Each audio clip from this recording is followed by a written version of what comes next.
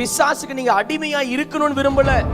பாவத்துக்கும் அக்கிரமத்துக்கும் இந்த உலகத்தின் ஆசா பாசைகளுக்கும் நீங்க அடிமையா இருக்கணும்னு விரும்பல.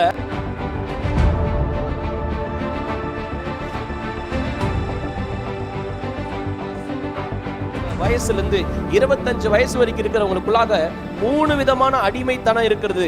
என்ன? நம்பர் 1 பாத்தீங்கன்னா சோசியல் மீடியாக்கு அடிமையாகிறாங்க. ரெண்டாவது பாத்தீங்கன்னா ஆன்லைன் கேம்ஸ்க்கு அடிமையாகிறாங்க. மூன்றாவது பாத்தீங்கன்னா அவங்க ஏதோ ஒரு போதை பொருளுக்கு அடிமையாயிடுறாங்களாம். சோசியல் மீடியாக்கு அடிமையாயிடுறாங்க. Instagram, Facebook, YouTube, WhatsApp, Tinder, இந்த மாதிரி பல ஆப்ஸுக்கு அவங்க என்ன ஆயிடுறாங்க? அடிமையாயிடுறாங்க. You are a gift from God. உன் குடும்பத்துக்கு உன் நிமித்தமா சந்தோஷம் வரணும், உன் குடும்பத்துக்கு உன் நிமித்தமா மகிழ்ச்சி வரணும், உன் குடும்பத்துக்கு உன் நிமித்தமா மகிமை வரணும். அல்லேலூயா, ஆமென். ஆனா பிசாசு உன்னை திசை திருப்ப பார்க்கறான். சரி, என்ன கிஃப்ட கர்த்தர் உங்களுக்கு கொடுத்திருக்கிறார்? உன் பரலோகத்துல உங்களுக்கு கிஃப்டா கர்த்தர் கொடுத்திருக்கார்ல, என்ன அந்த கிஃப்ட்? இந்த கிஃப்ட் என்ன செய்யணும்? இந்த கிஃப்ட் என்ன செய்யணும்னா வாசிப்போம். சங்கீதம் 127 அதிகாரம் 5வது வசனத்தை வாசிப்போம். சங்கீதம் 127:5. வாழ வயதின் குமாரர் பலவான் கையில் உள்ள அம்புகளுக்கு ஒப்பாய் இருக்கிறார்கள். வாழ வயது குமாரர் பலவான் கையில் இருக்கிற அம்புகளுக்கு ஒப்பாய் இருக்கிறார்கள். வாசிங்க அப்புறம். அவைகளால் தன் அம்பரா துணியை நிரப்பின புருஷன் பாக்கியவான். அவர்கள் நாணம் அடையாமல் ஒளிமுக வாசலில் சத்துருக்களோட பேசுவார்கள். நீங்கள் என்னவா இருக்க வேண்டும் என்று கர்த்தர் விரும்புகிறார்? நீங்கள் சத்துருக்களுடனே என்ன பண்ண வேண்டுமா? பேச வேண்டுமா? பேச வேண்டும். பிசாசுட்ட பார்த்து அதட்ட வேண்டும் என்று கர்த்தர் விரும்புகிறார். பிசாசுக்கு நீங்க அடிமையா இருக்கணும்னு விரும்பல.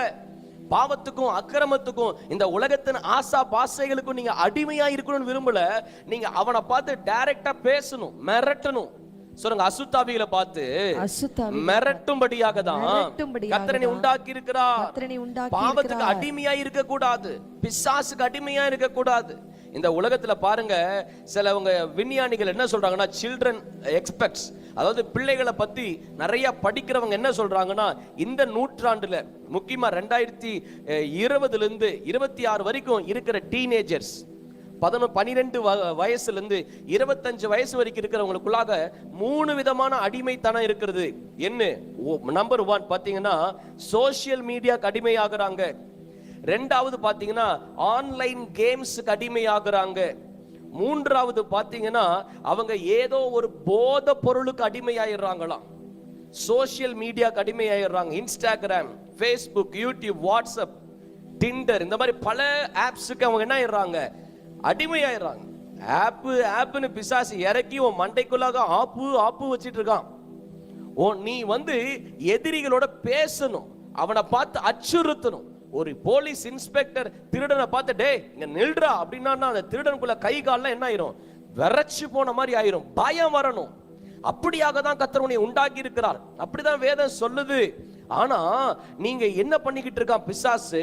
உங்களுக்குள்ளாக இருக்கிற பலவீனங்களை அவன் முதலீடாய் உபயோகப்படுத்தி கொண்டு உங்களை அவனுக்கு அடிமையாக்கி கொண்டிருக்கிறான். என வருகை சமீபமாய் இருக்கிறது. நீங்கள் எல்லாரும் ஒரு நாள் நியாய தீர்ப்பில் நின்று கணக்கு கொடுக்க வேண்டும். உங்க வாழ்க்கைக்காக, நீங்க வாழ்க்கையில நீங்க வாழ்ந்த நடக்கைக்காக, தேவனுடைய நம்பி கொடுத்திருக்க டேலண்ட்ஸுக்கு, ஆண்டவருக்காக நீ எவ்வளவு யூஸ் பண்ண, சபைக்காக அந்த டேலண்ட் எவ்வளவு யூஸ் பண்ண, ஆத்துமாக்களை ஆதாயம் பண்றதுக்கு அந்த டேலண்ட் எவ்வளவு யூஸ் பண்ணன்னு கர்த்தர் உன்னை நோக்கி கேட்பாரு. நீ போய் உன் ஃப்ரெண்ட்ஸுக்கு சுவிசேஷம் சொல்லலைன்னா, நீ போய் உன் கிளாஸ்ல, உங்க ஸ்கூல்ல, உங்க காலேஜ்ல, உங்க ஒர்க்கிங் பிளேஸ்ல ஏசப்பாவை பத்தி சொல்லலைன்னா வேற யார் அவங்களுக்கு சொல்ல போகிறா? காலம் சமீபமா இருக்கு.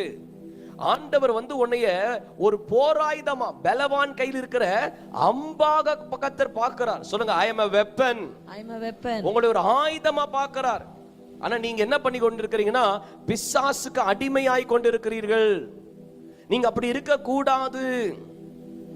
இப்போ பாருங்களேன், இந்த சோசியல் மீடியாக்கு, அப்போ ஆன்லைன் கேம்ஸுக்கு, போதை பொருளுக்கு, அஃபேர்ஸ்க்கு நீங்க அடிமை ஆகிட்டு இருந்தீங்கன்னா என்ன நடக்கும்னா, ஒன்னு சொல்றேன், எழுதிக்கொள்ளுங்க.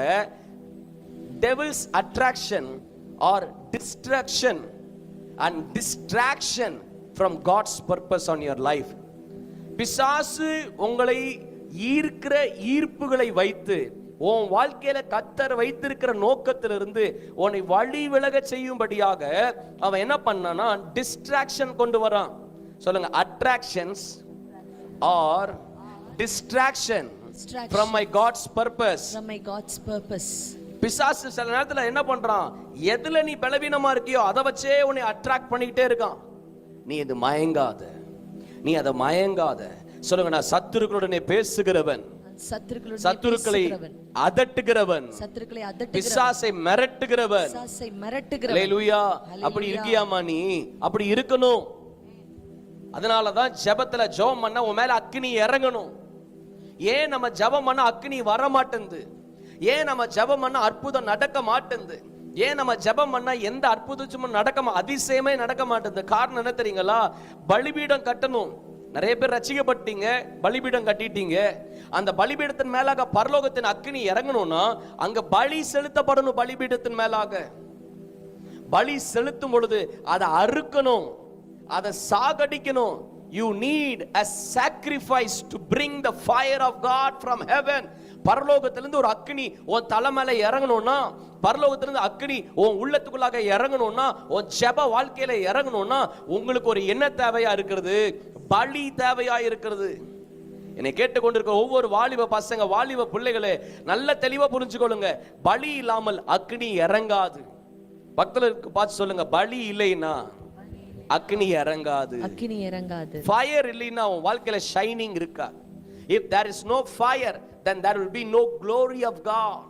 தேவ மகிமை உங்க வாழ்க்கையில வரணும்னா, அக்கினி இறங்கணும்னா ஒரு பலி இருக்கணும். உன்னை பார்த்து நான் கேட்கிறேன், எதை கர்த்தர் உங்ககிட்ட இருந்து பலியாக கேட்கிறா?